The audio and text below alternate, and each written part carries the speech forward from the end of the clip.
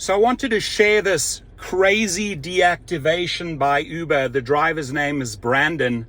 We had a long discussion yesterday, and it's mind-blowing how often Uber screwed up on this. And we'll be handling his reactivation appeal. His statement is solid. The evidence is solid. And, we're doing a car-to-car interview here, which is quite funny. And I wanted to introduce Brandon and let him tell you the story. So Brandon, if I got the story right, it started with a pickup of a lady at a rehab center, correct? Yeah, that is correct.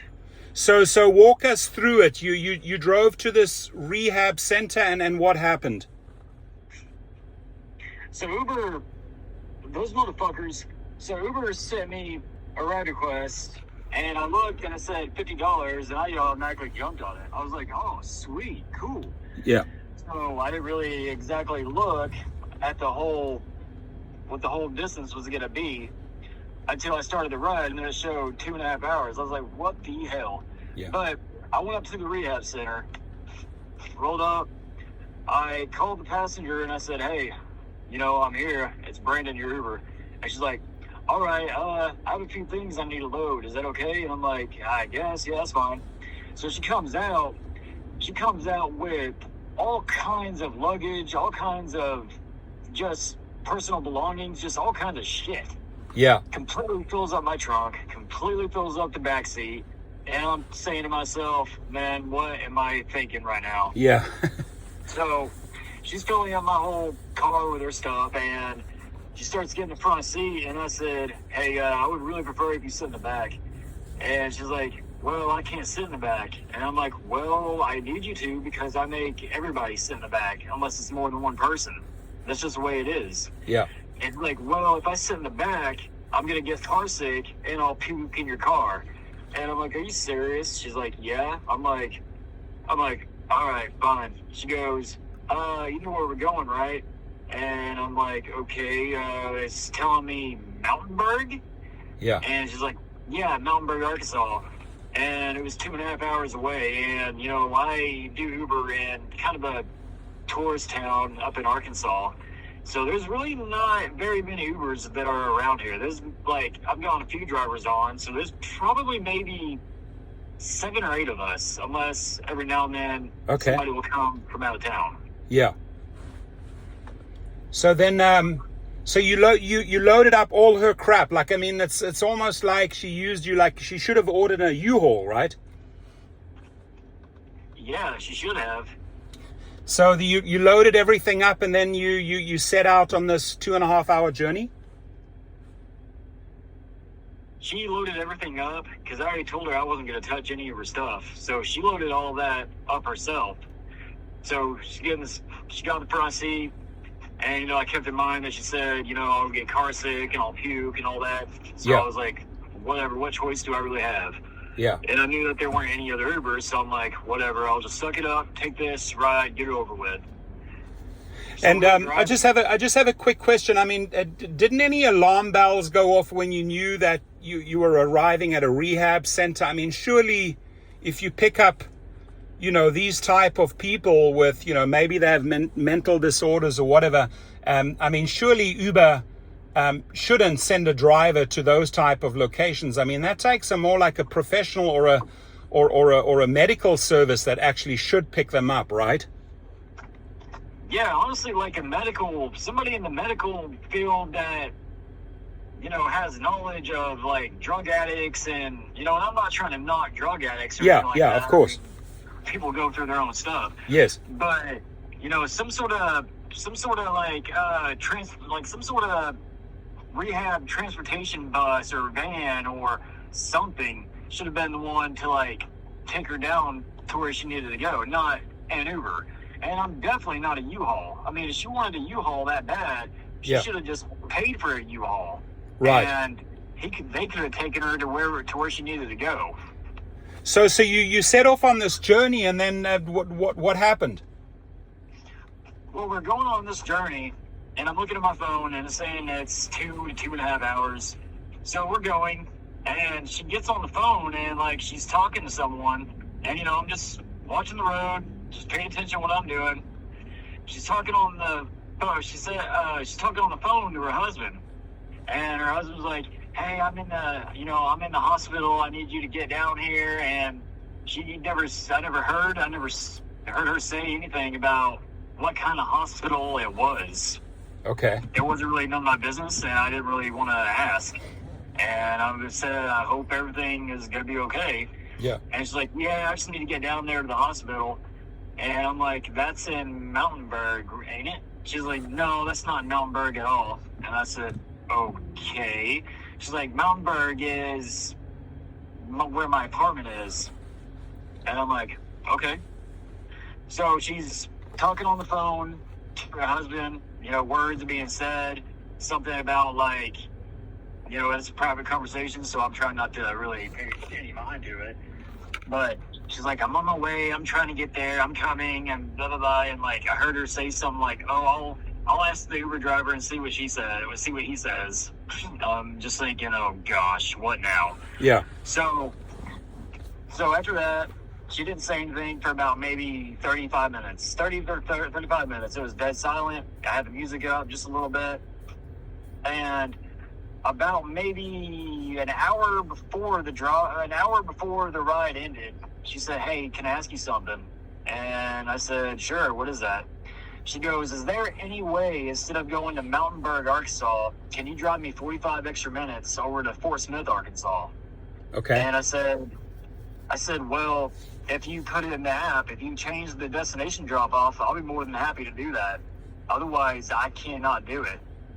And she goes, kind of like a little huff, like she's disappointed or whatever. Yeah. So she's like, are you sure? And I said, yeah. I said, ma'am, I hate to say it, but I mean, that's just the way it is. Yeah. You have to put it in the drop-off because, one, it's a safety issue. And I told her, I said, Uber monitors and they monitor my speed, they monitor my location, all that. She's like, they do? And I'm like, yeah. And I said, I'm just your driver. Where it shows in the app, that's where I have to take you. Yeah. She's like, well, okay, fine. So maybe a little bit more time goes by. I'm guessing maybe half an hour before the actual drop-off, because like she would get silent off and on, and it would just be dead silence for a while, and then she would off and on ask me again and again and again. Yeah. And she's like, are you sure you can't change your mind? I'm like, I can't. I said, I'm not doing it. I said, I cannot do it. Unless you put it in the app, I cannot do it. I won't do it. Yeah. She's like, well, can we work something out? And I'm like, there really is no way we can work something out, man. I said, I cannot do it.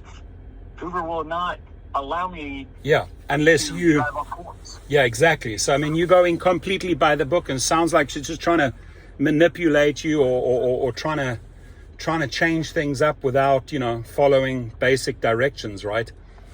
Right. And Kelley Webb, and I don't care. I don't care who listens, who hears this. I don't care if they hear this. This motherfucking passenger, public doll, can disrespect me and ask me out of nowhere. She goes, well, I don't think you're getting what I'm trying to say. And I said, well, what are you trying to say? I said, I'm so confused right now. What are you trying to say? Yeah. I said, you can get another Uber if you'd like. I mean, that's the only other thing I can think of. I said, I can't do it. She's like, no. What I want you to do is I want you to take me to Mountainburg to my apartment. I want you to let me drop off all my stuff, all my belongings, all that other shit she had. Yeah. And I said, yeah, I can take you to Mountainburg to your apartment. That's where I'm going to drop you off at. That's where it shows right here. She was like, no. Okay, I'm just going to, she paused and she said, okay, I'm just going to flat out say it. I want you to drop me off at Mountainburg so we can end the ride, and off the Uber app, I'll give you $60 to take me up there. And I said, I can't do that. Yeah. And he was like, well, but why? Why can't you? Yeah. And, get real angry and agitated with me. I said, because I've already explained it to you multiple times. It's a safety issue. I said, and I'm not going to get in trouble for any of this. And I said, and you offering to give me $60 cash to take you all the way to Fort Smith, Arkansas, an extra 45 minutes off the app? I can't do it. Exactly. And it's illegal. And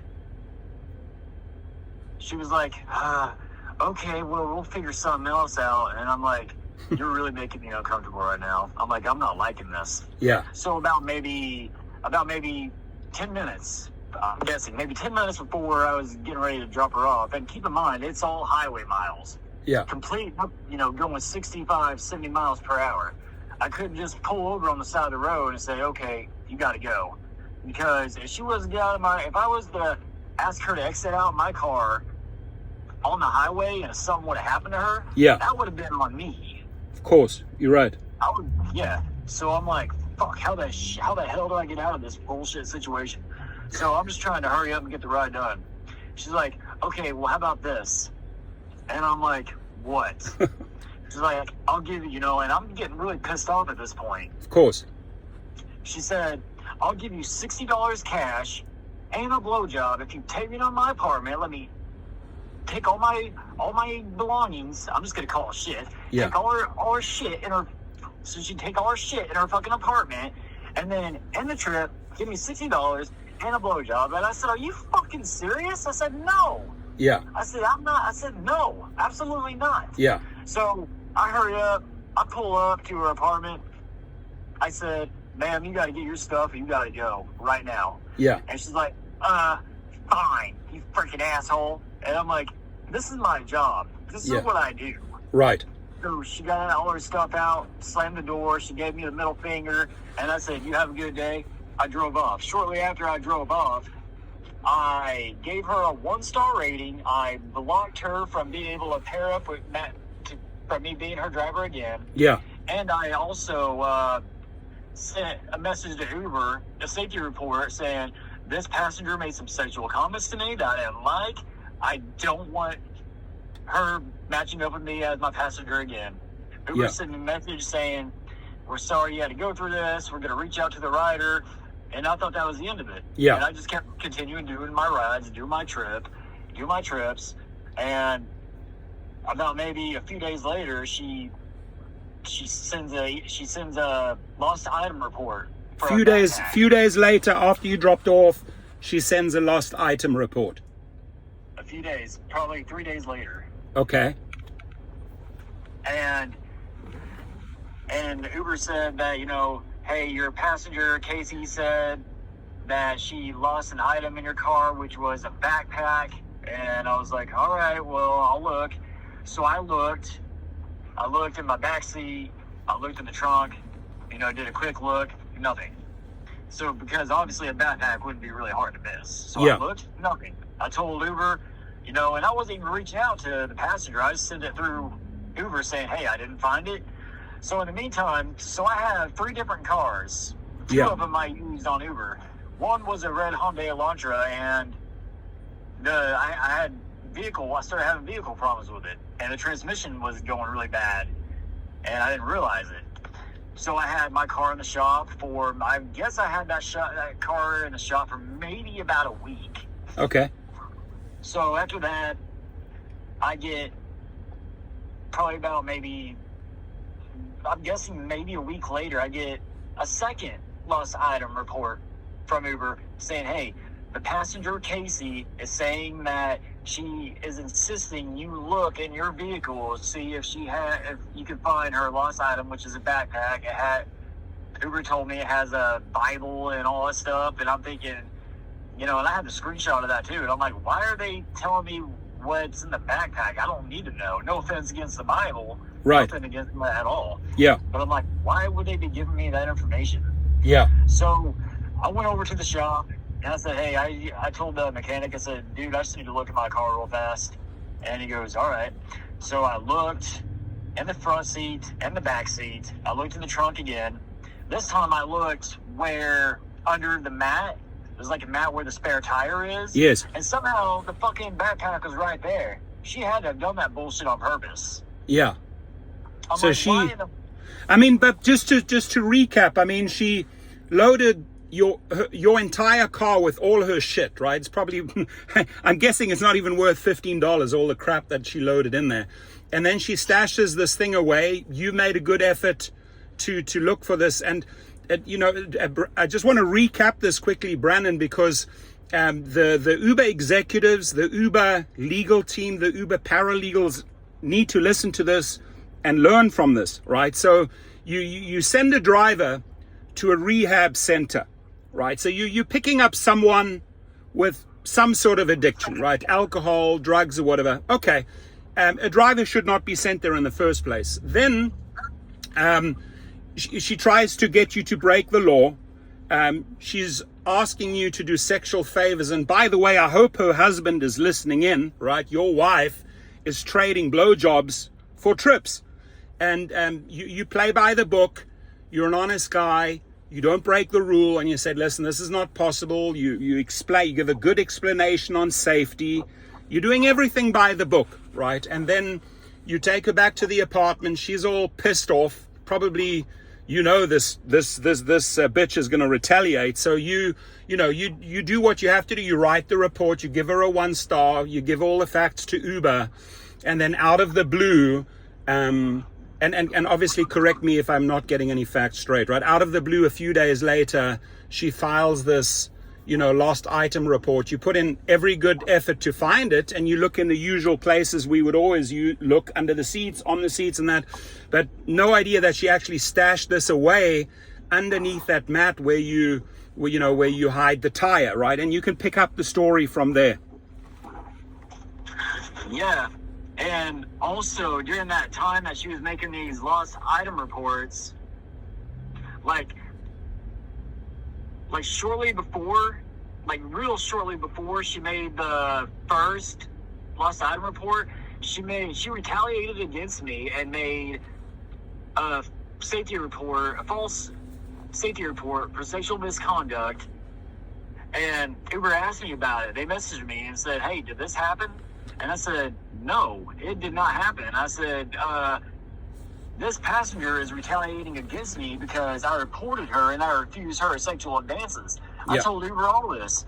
And they said, okay, we won't match you up with her again. And I'm like, I already blocked her. Yeah. And they're like, well, okay. So it's like I report her, she retaliates, reports me, makes 2 lost item reports.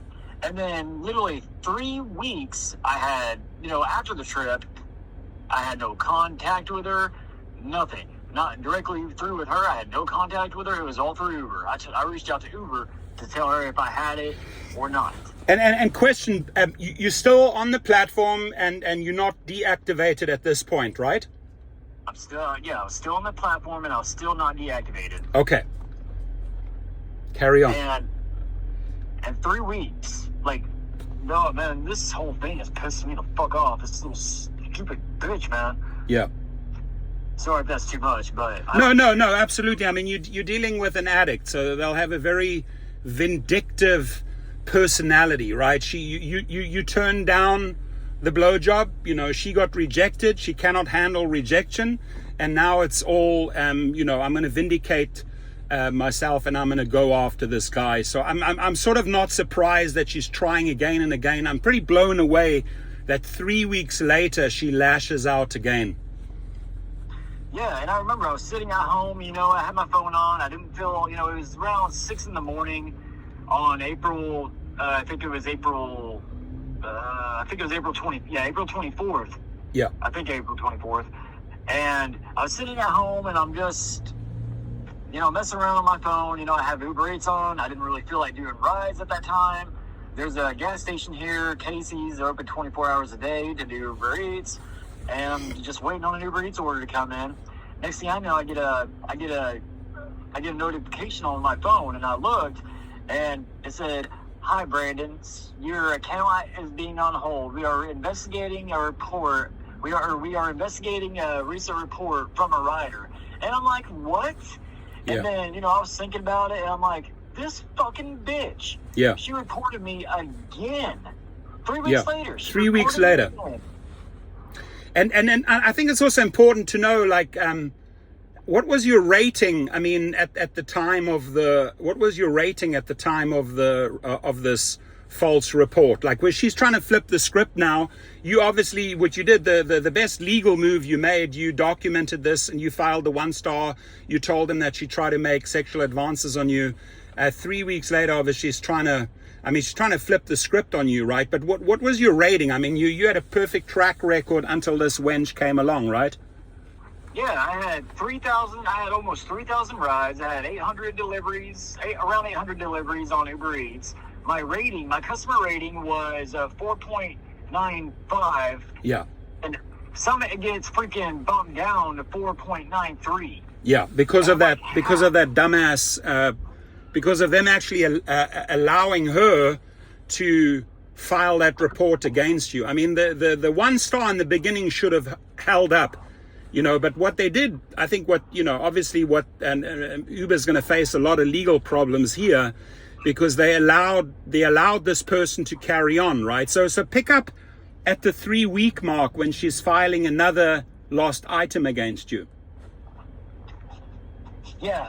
So, and I was telling, I told Uber that, hey, I found her backpack, I've been trying through you guys, I've been trying to reach out, because I don't want to talk to her directly. Yeah. Hell no. Yeah. I don't want nothing to do with the freaking psycho. Yeah.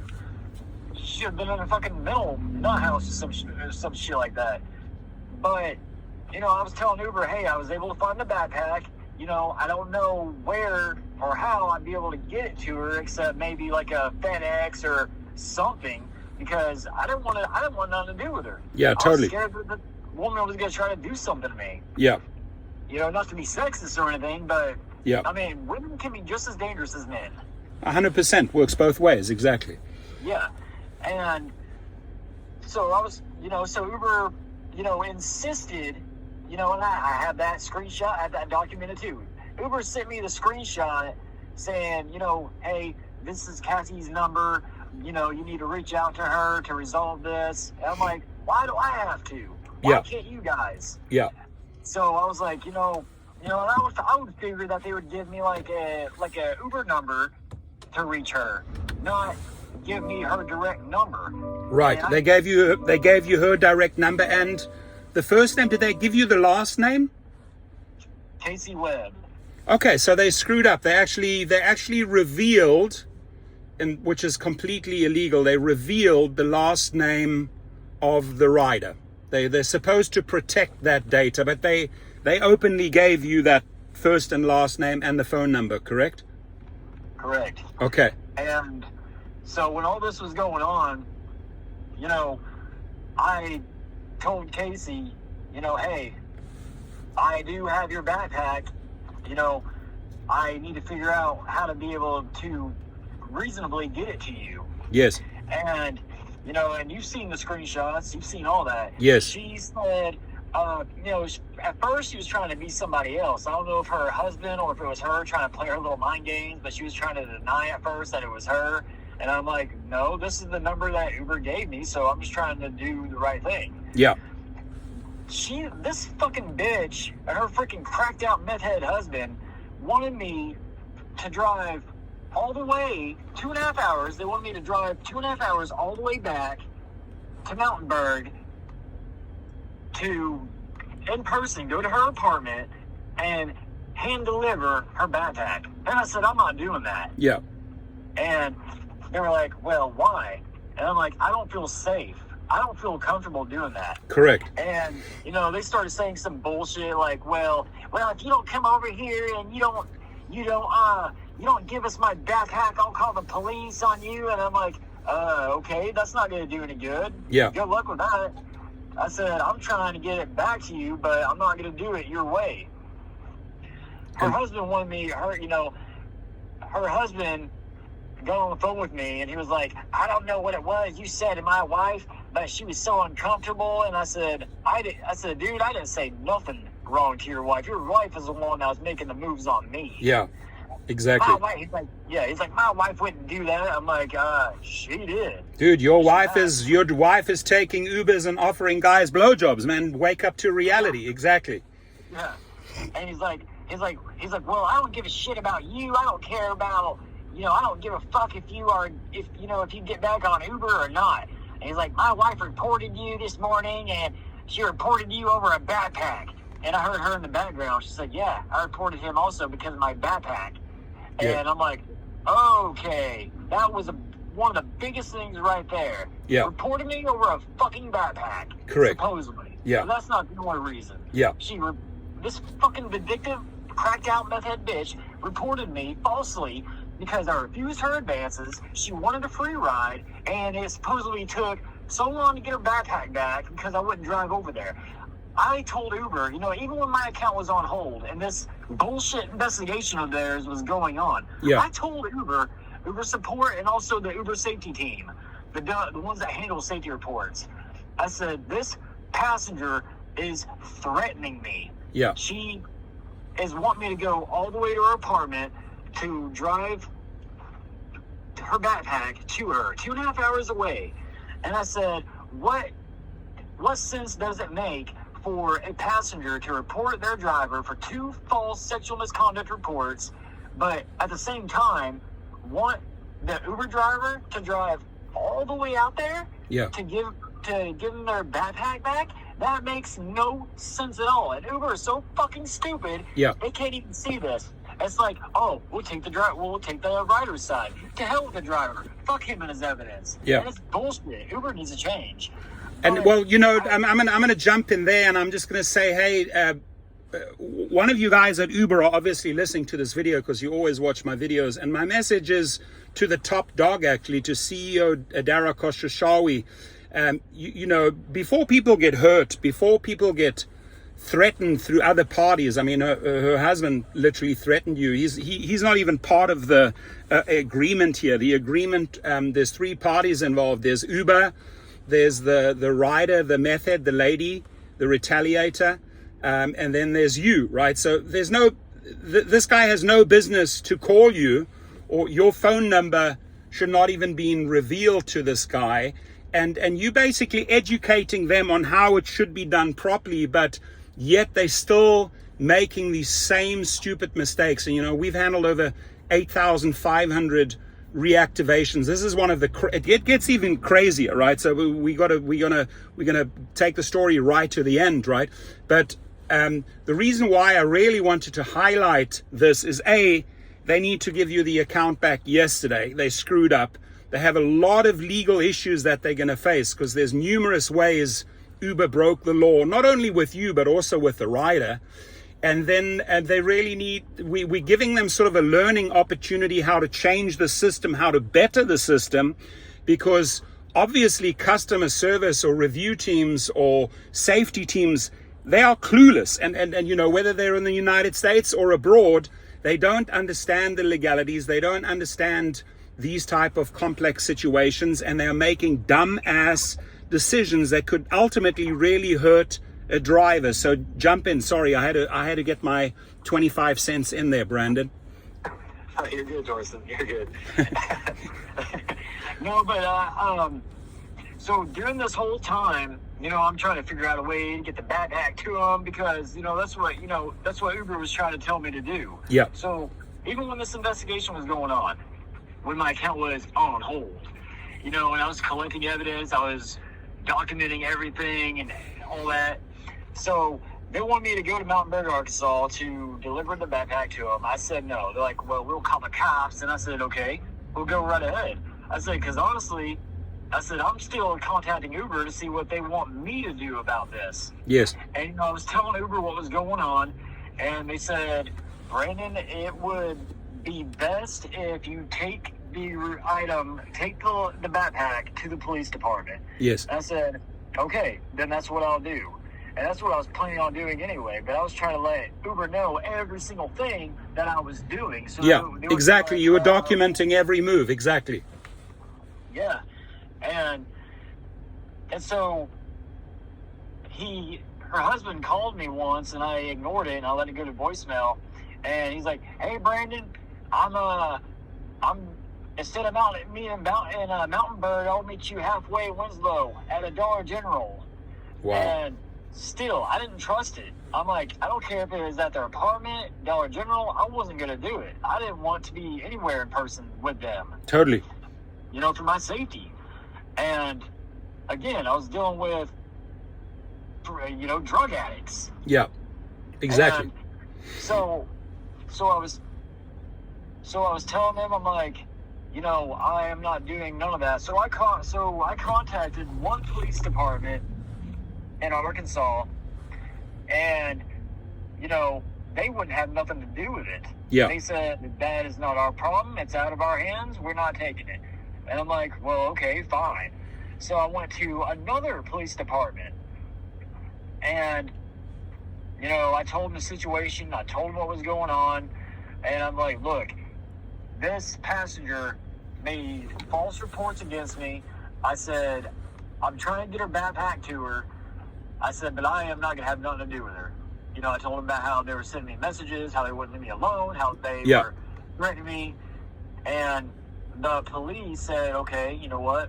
We'll take it. Sign this paper to document you dropped it off. I said, okay, let me screenshot that. And I did. Yeah. And the officer, the dispatcher at the police station was saying, this passenger shouldn't be bothering you again. Yeah. And I said, I hope not. But before I dropped it off, you know, while I was on the phone with the police department, before they allowed me to take it up there to them, they're like, well, you can FedEx it. And I'm like, I'm like, I don't feel okay doing that. Exactly. Like, so, you know, and I did tell the passenger, you know, I'm like, you know, I got two options. I can either FedEx it to you, but then I later thought about it, and I was like, no, that's not a good idea. But I did say I should FedEx it to you. And then, you know, the passenger was like saying, you know, wow, okay, well, ship it to this address, and I hope that you have kindness in your heart. And, you know, she was trying to manipulate me. Of course, she's a manipulator. She's an addict. They're very good at that. That's what she's trying to do. And I said, you know what? I'm just going to take it to the Eureka Springs Police Department.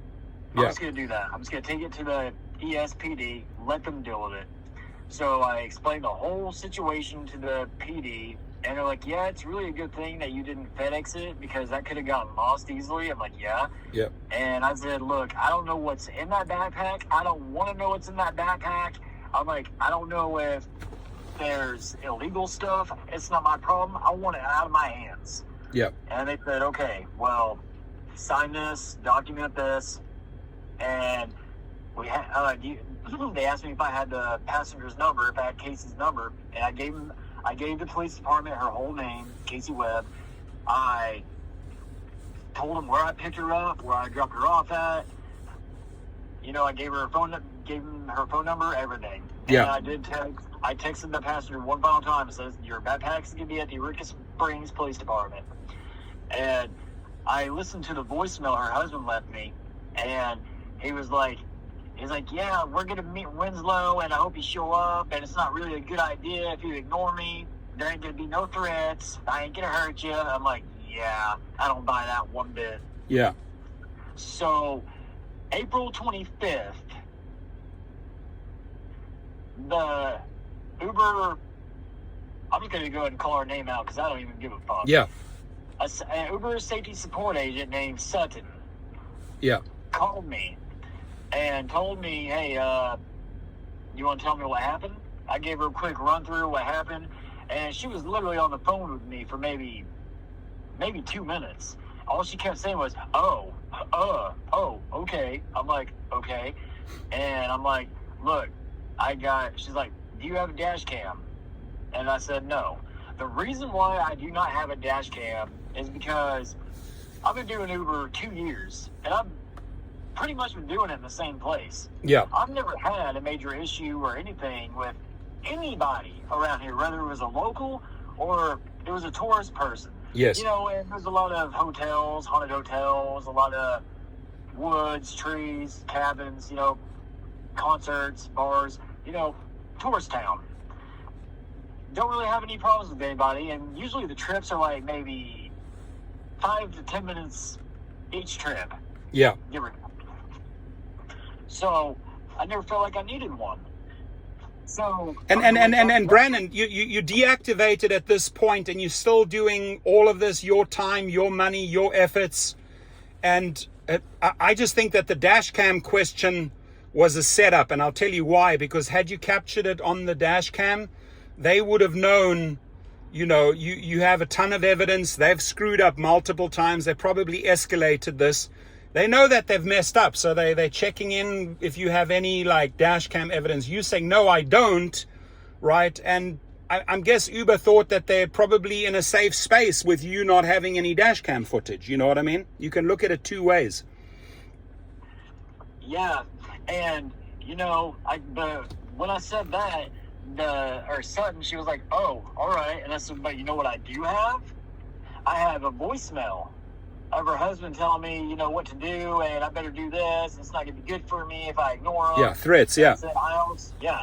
I said I made safety reports to Uber that this passenger kept blowing up my phone, kept harassing me. And I was telling Sutton, I said, I have screenshots of even when your investigation was going on, screenshots of her harassing me constantly harassing me. I said, I have evidence, screenshot evidence that I made a report at the Eureka Springs Police Department showing, hey, I turned this item in to the police station. Yeah, and the good thing is you documented everything. You have the evidence. You met with the police. I mean, you've done everything by the book. All I can, from hearing the entire story up to this point, obviously we're gonna complete the story, but Dara Khosrowshahi, can you actually understand and see how many times your team screwed up, your safety team screwed up, and really didn't take action and make an executive decision that your company put this person in a very, very dangerous position, and you cost him a lot of money. So, I'm gonna just say it at this point. The company owes you money for everything that they went through, and they will pay. And reactivating you is not even it's not negotiable. You will be reactivated, and there's going to be compensation. And if they want to play this little game with all the evidence that you have, we'd love to put it in front of a judge, because you'll win all day, and we'll get the media involved, right? We'll actually invite your local TV station down, because they would love the story. And you've written up the entire statement. I mean, I could send your statement, exactly what you've said here on the video. I could send that to 2 or 3 news stations. They would die for the story, because it all boils down to safety. And the company have failed you again and again and again. From the moment they actually had you pick up an individual, an addict, at a rehab station, right up to week 3+. But so you have all the text messages, all the threat. What did Uber do then? So I was telling Sutton, after I was telling her that, I do not have the dash cam, but I do have the screenshots of my report to the police station. I have screenshots of this passenger, even after I was already deactivated. I have screenshots of this or when my account was on hold, I had screenshots of her constantly blowing up my phone, not leaving me alone. And I made the safety report. And I remember when I was talking to a safety agent, they were telling me that her account was going to be on hold, and they wouldn't tell me anything else. And I was like, okay. So I was telling Sutton, her about all that, and she was like, okay, well, go ahead and send me the screenshots, send me the text messages, send me all you got. I said, all right. Do you want me to send it to the number that you're calling me from? Because she was calling me from a California number. Really? Yeah, so, she's calling you from was it a 415 number? Yes. Yeah, so they were actually now, you see, now it already escalated all the way up to the legal department. So they had someone there at the headquarters in San Francisco call you on a separate line. They never call from the company line, because they don't want that to get out into the open. Otherwise, every Tom, Dick, and Harry would be calling that number. Now, I once published a 415 number from one of these paralegals who tried to call me privately, I mean, they threw a fit, right, that I published that number. But they don't really want you to reach the legal department. They don't want you to reach the headquarters. They will only want to push you to sort of that helpline, right? You know, that customer service line. But continue. Sorry. No, you're good. But, you know, I was telling Sutton that I have all this, and she said, okay, well, submit that over to me, and we'll make a decision. And I said, okay, but do you want me to send it on the number you're calling me from, or send it in the email? And she's like, send it in the email. I said, okay. So as I'm in the process of getting all my screenshots ready, you know, trying to make them in order so they're not all over the place of what happened. As I'm in the process of doing that, maybe 10 minutes after she got off the phone with me, as I'm getting ready to submit everything to her, hi, Brandon. Unfortunately, it said, like, hi, Brandon, we are sorry, but you are deactivated permanently. I was like, what? Yeah. Deactivated without being able to submit all my evidence? Yeah. And, of course, I was mad. I texted her the number she called me from. I'm like, you're going to deactivate me without letting me submit all my evidence? Are you serious? Yeah. And, man, I was freaking pissed off, you know, and I called Uber support and was like, what is going on? Yeah. I'm like, you guys didn't even let me do anything. And, you know, when these fucking support agents, you know, I understand that a lot of them do a lot of bullshit. Yeah. They do a lot of stuff from Gara Khashoggi and all that stuff. Yeah. And in my opinion, all I'm saying is Travis Kalanick was way fucking better than Gara Khashoggi. He was, definitely. He was more of a human. But you know, they did not want you to submit this evidence, so they basically cut you off. They thought, oh, you know, this driver, you know, let him hang.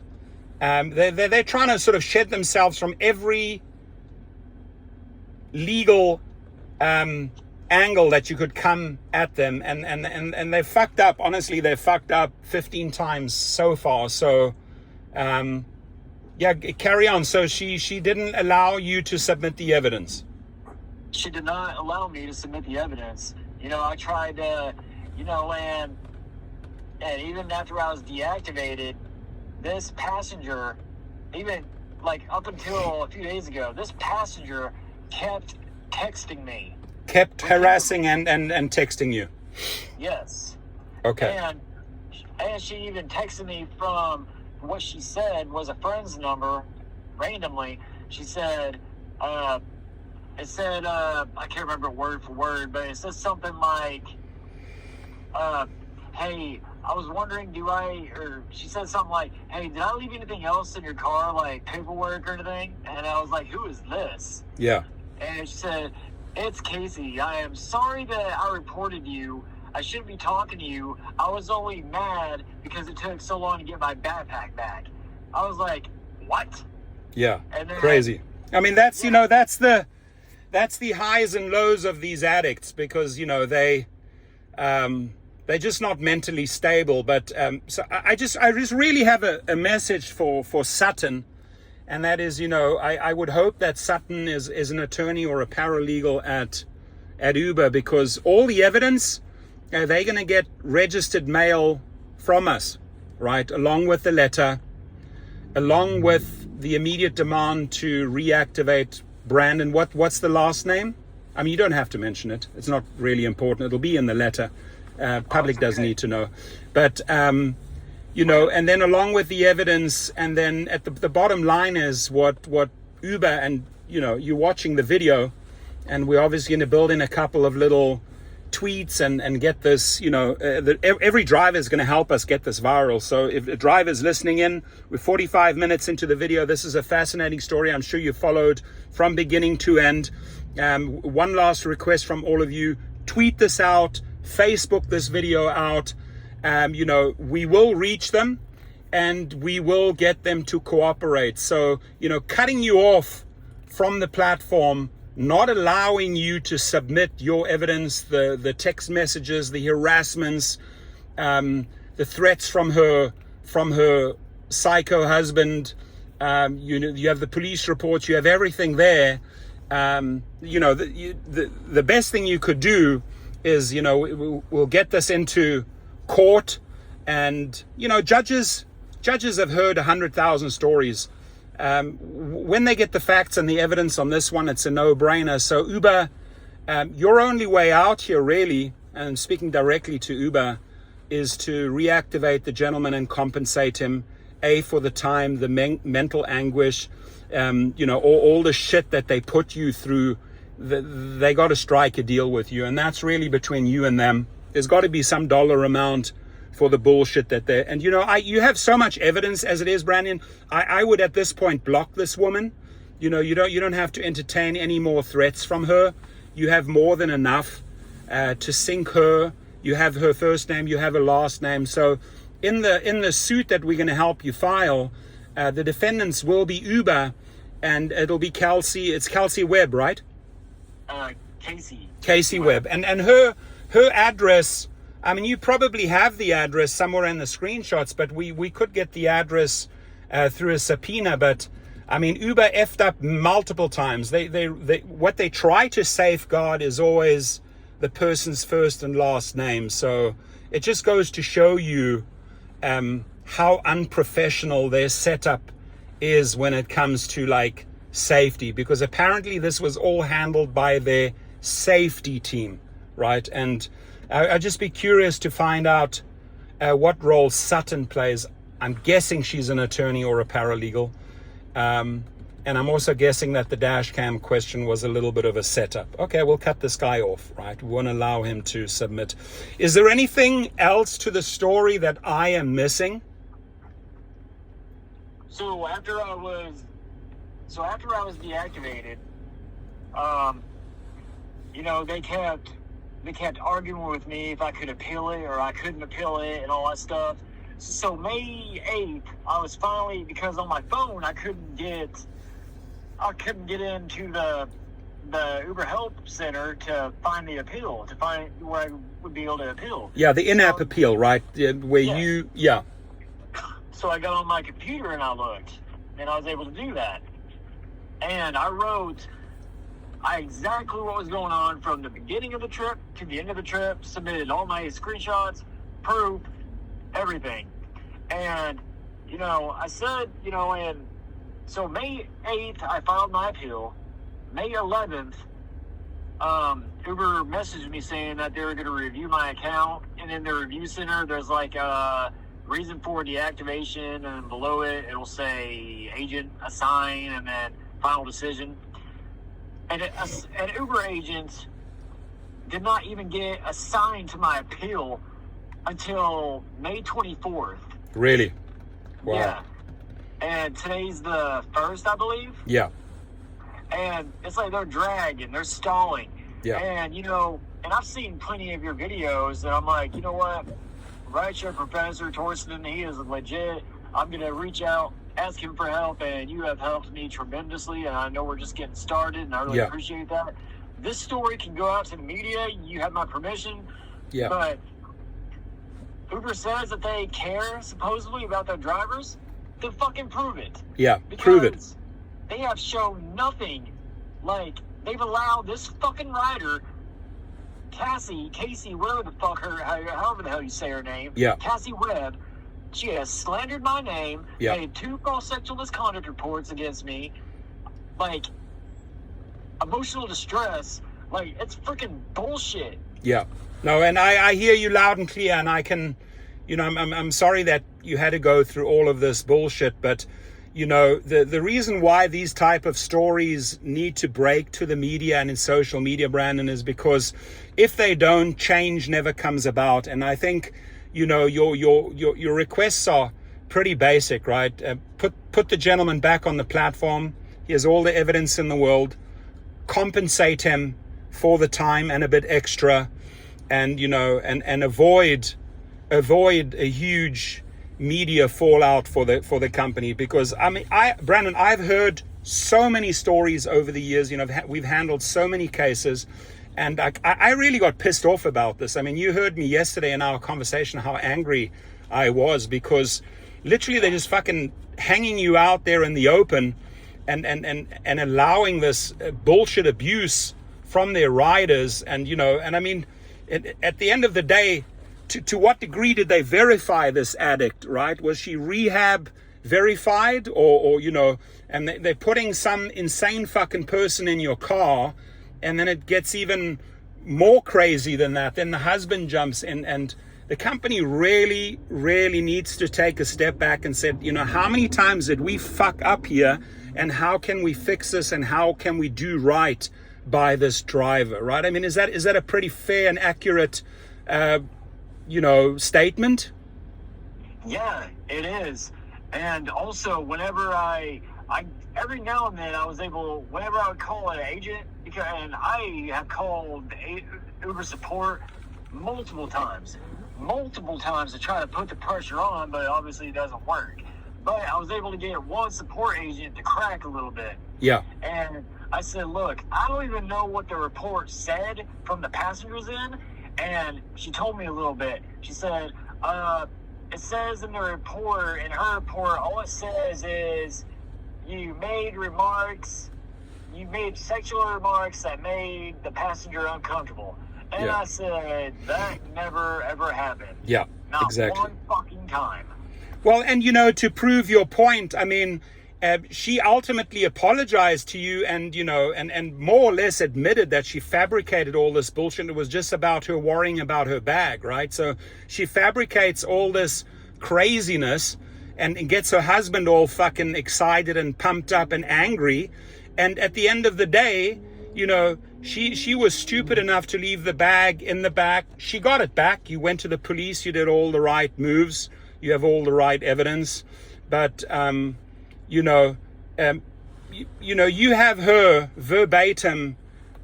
You caught this woman in a lie. But more importantly, it's the multiple breakdowns, the failures of the company, really, right, that put you through this. And as a team, you have me on board. We'll push this as far as we have to. If it means we'll get some, what are some of the local TV stations in your area that can possibly be brought up or brought into this if they don't cooperate? Can you name one or two? I mean, your local.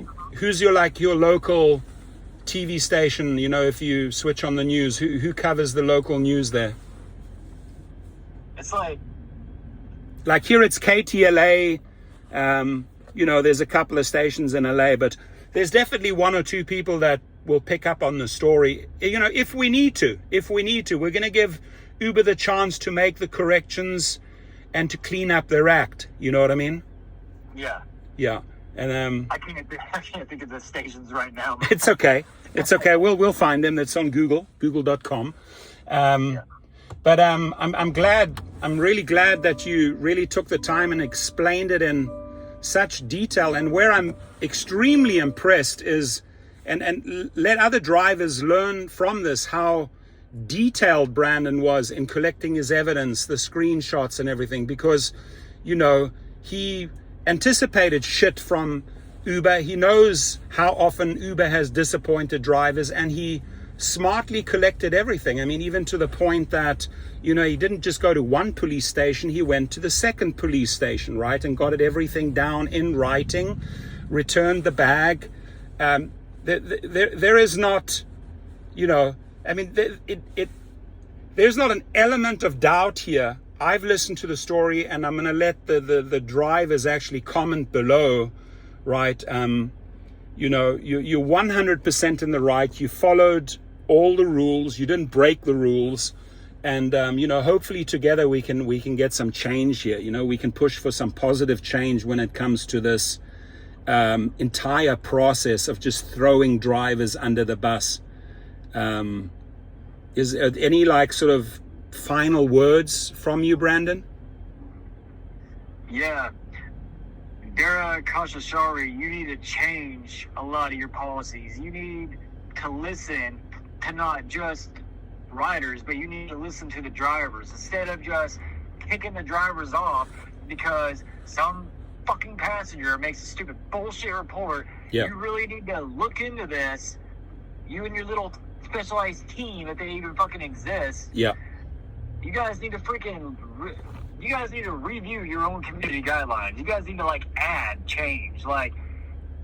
Anybody can say, a rider can say, we think this driver was drunk, or we think this driver was speeding, or right. This driver was doing this or this. you need to ask the driver and hear the driver out before you just immediately put their account on hold to stop them from making money or automatically deactivating them. Yeah. For freaking bullshit. You say you care about your you say you care about your drivers, then prove it. Prove it and show it. Yeah. Very well said, Brandon, and I really appreciate your time because I know this video is going to make a difference.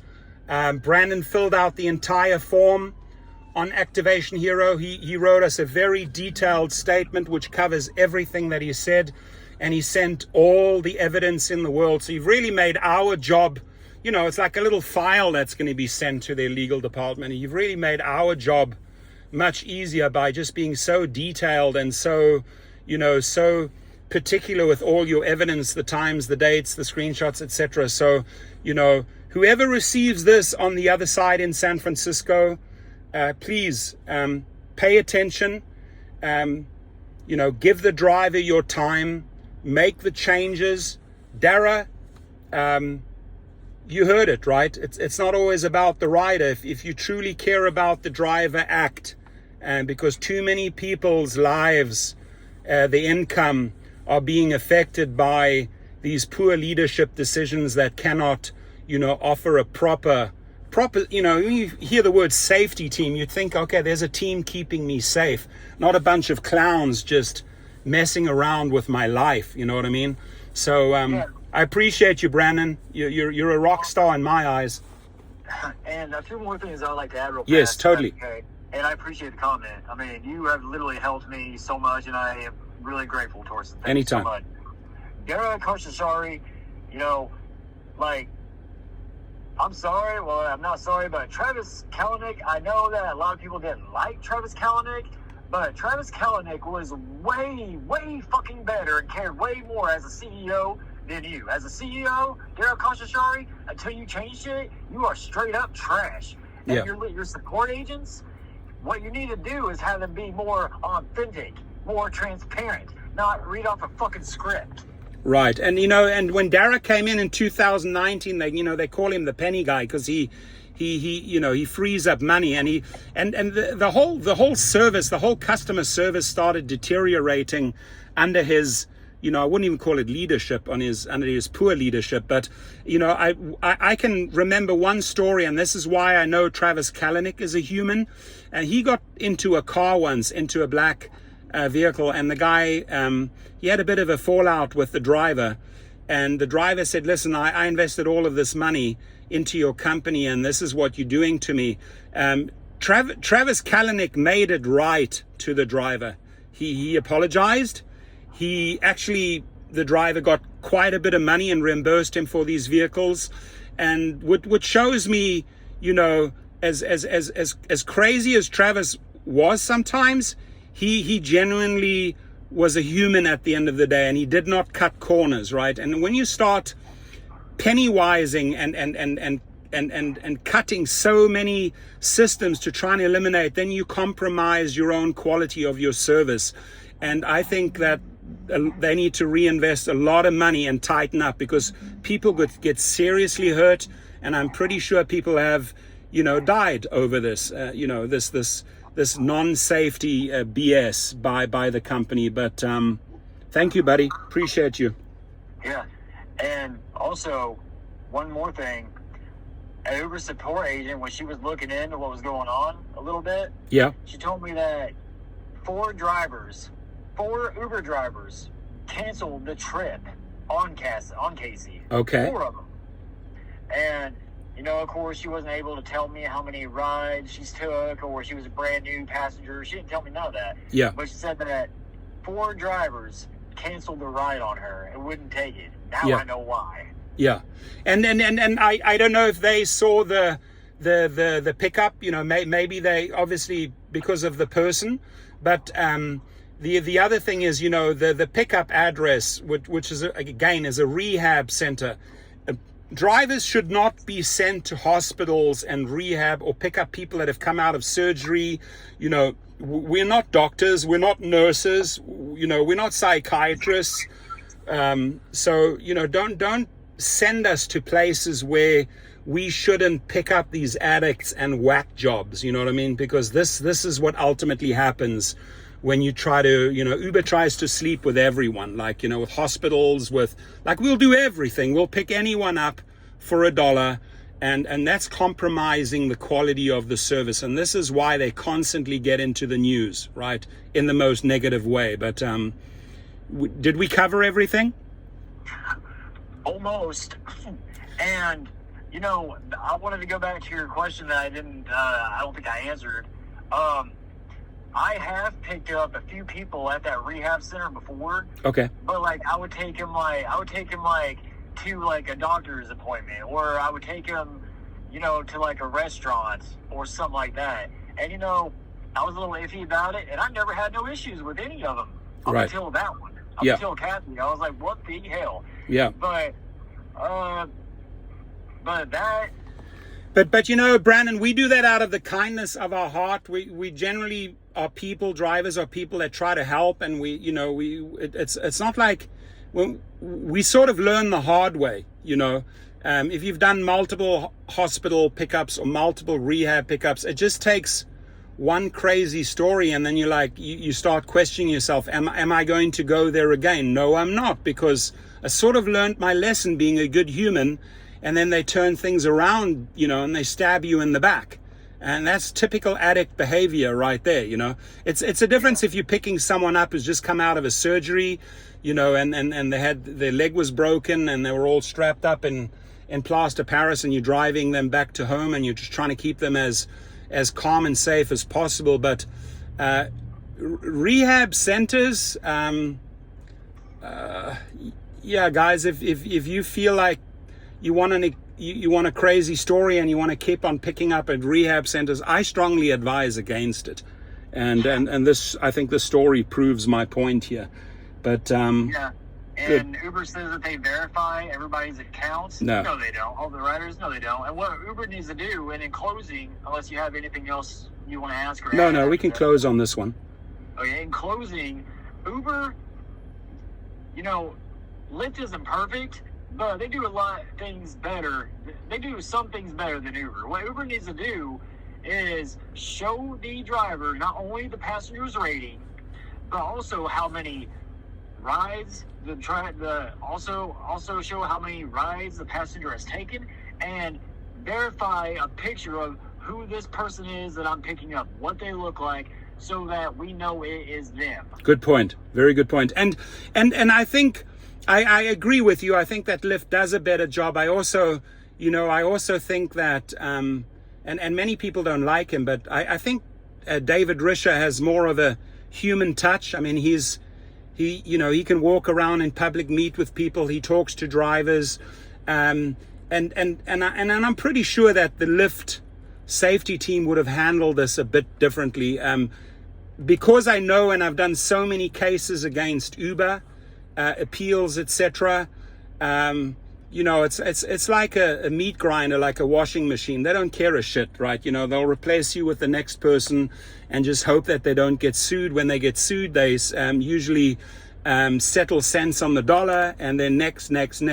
I do think that Lyft has a little bit more of a personal touch, more of a Travis Kalanick touch to them. I'm not saying they're perfect, but there is a difference when it comes to safety between Uber and Lyft, definitely. Thank you for your time.